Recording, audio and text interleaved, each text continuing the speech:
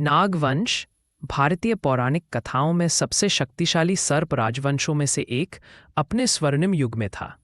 उनकी राजधानी भोगवती विशाल सोने के मंदिरों और जटिल नाग मूर्तियों से सजी थी।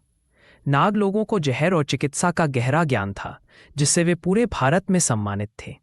उनका शासन शांति और समृद्धि का प्रतीक था।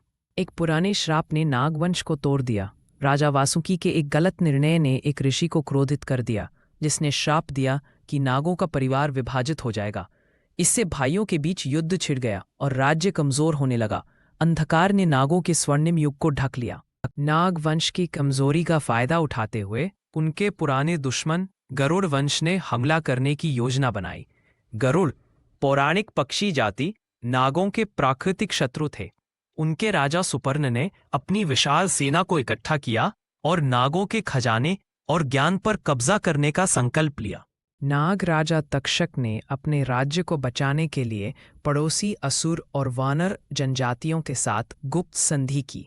एक गुफा में छिपकर उन्होंने गरुड़ों के खिलाफ एकजुट होने की योजना बनाई। हालांकि विश्वासघात का डर हर पल मौजूद था, क्योंकि नागों का अतीत विश्वास के संकट से भरा था। गरुड़ सेना ने नागों की सीमाओं पर हमला कर दिया।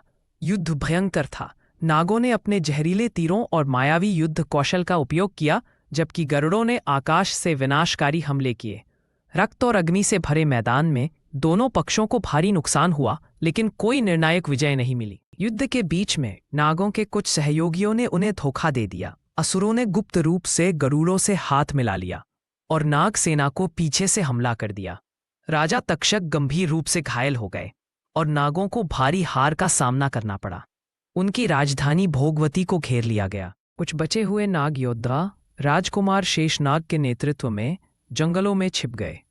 शेषनाग ने प्राचीन ग्रंथों का अध्ययन किया और एक नई रणनीति तैयार की।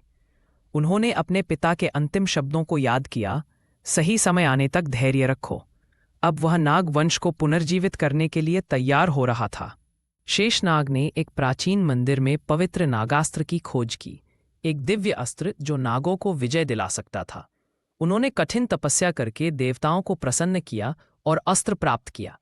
इसके साथ ही उन्होंने छितराए हुए नाग योद्धाओं को एकत्र किया और अंतिम युद्ध के लिए तैयार हुए। शेषनाग ने गरुड़ों के खिलाफ अंतिम आक्रमण किया। नागास्त्र की शक्ति से उन्होंने गरुड़ सेना को पीछे धकेल दिया।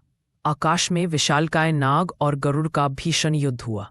अंत में शेषनाग ने गरुड़ राजा सुपर्म को पराजित किया, लेकिन उन्होंने उसे माफ कर दिया, क्योंकि उनका लक्ष्य केवल शांति स्थापित करना था।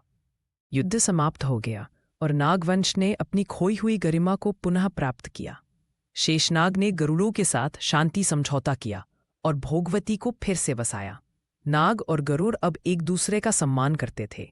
इस जीत ने न केवल नागों को बचाया, बल्कि भारतीय पौराणिक इतिहास में एक नए युग की शुरुआत की।